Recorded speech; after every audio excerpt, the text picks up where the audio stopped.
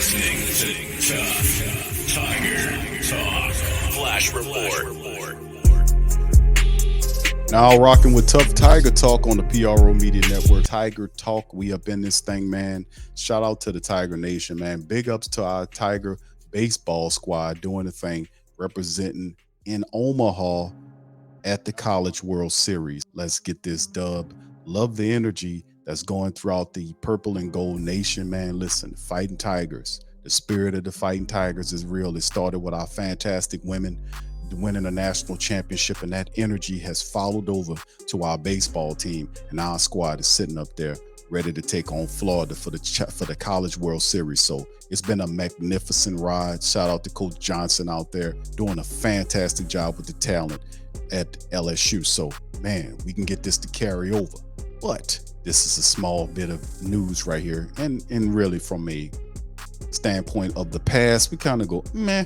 But at Coach over here at Tough Tiger Talk, we cover it all for our team. So have you guys heard this giblet of information that ties to Les Miles? What did Les Miles do? Why LSU vacated wins by former Tigers coach cost him college football Hall of Fame eligibility. Wow. That's big. That is big.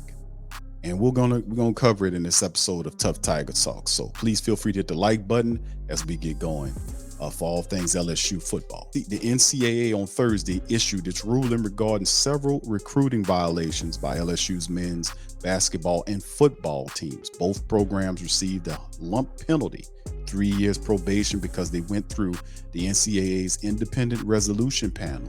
Neither were hit with a lack of institutional control charge or a postseason ban, which is great news for us. Former basketball coach Will Wade, who's now at McNeese, also receives a 10-game suspension and 2-year show cause penalty. But the person most impacted in the process is former LSU coach Les Miles, who has not been associated with the program since 2016.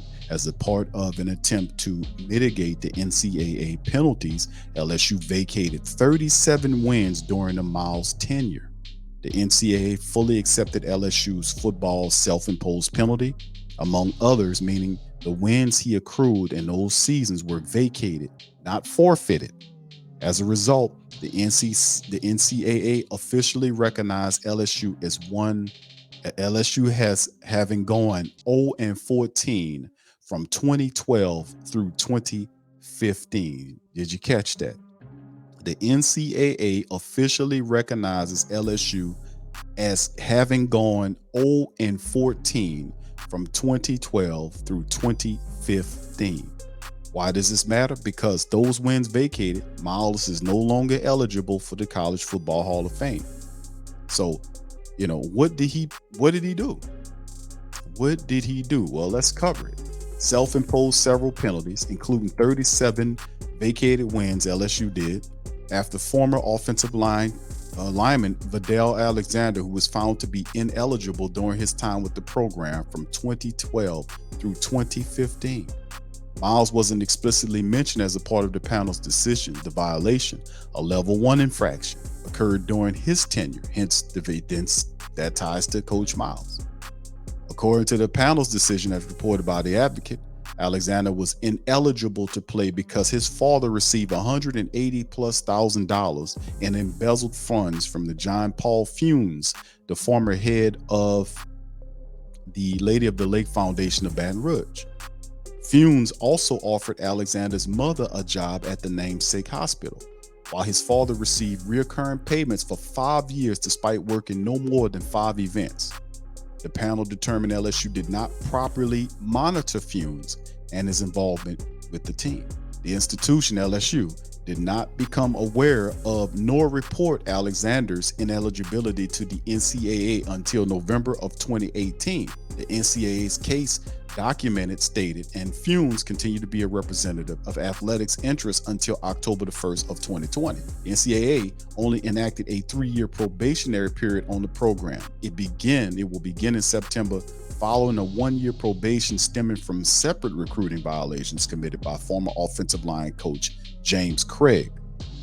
Now, The NCAA said its decision for a 3-year probation was influenced by the Tigers' own self-imposed penalties over the last 3 years. Apart from the vacated wins, those include a postseason ban in 2020, reduction of 8 football scholarships, and the limitation of an official and unofficial visits, communications with recruits, and off-campus recruiting.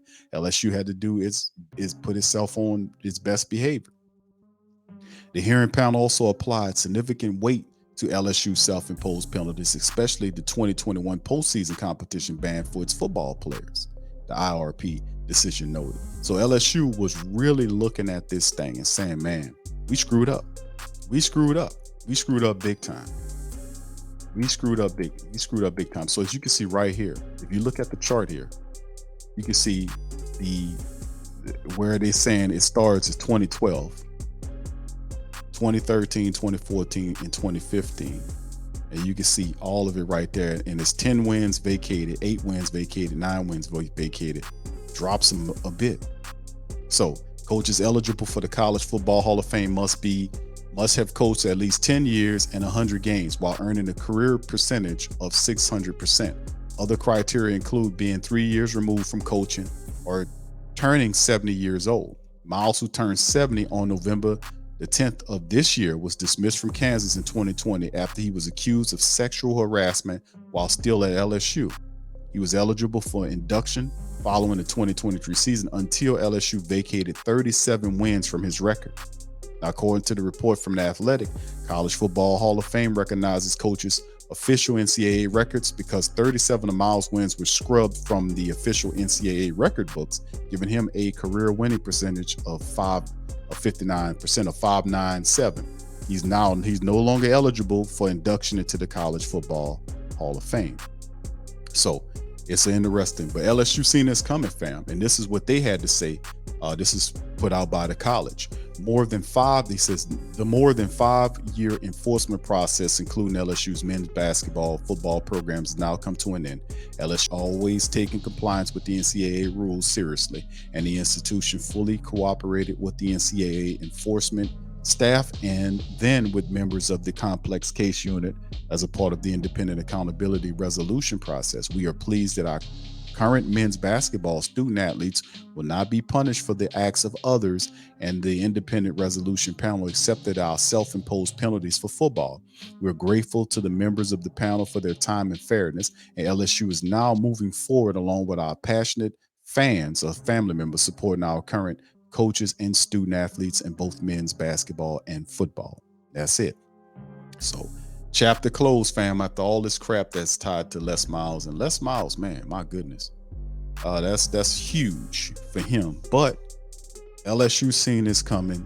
They did this stuff and knew it was going to come. They knew they violated, and they got from up under it. They had a lot of stuff with Coach O, and you talked about Coach Craig, the offensive line coach. Those guys not affiliated with the program. So it was smart for LSU to move in this manner to kind of, because they knew this day would eventually come, and it did come, and it won't impact what they got going on now. So it is what it is as far as that goes. So with that being said, I'm gonna get out on that. I appreciate you guys for tuning in for this episode of Tough Tiger Talk. Put it in the comment section below. Let me know how you guys feel about what was going on with Les Miles. How do you feel about it? Was these rulings fair in your opinion? Y'all let me know in the comment section below. All right, and I'm gonna holler at y'all on the next one. Go Tigers. Subscribe to the Tough Tiger Talk channel and stay up to date for all things LSU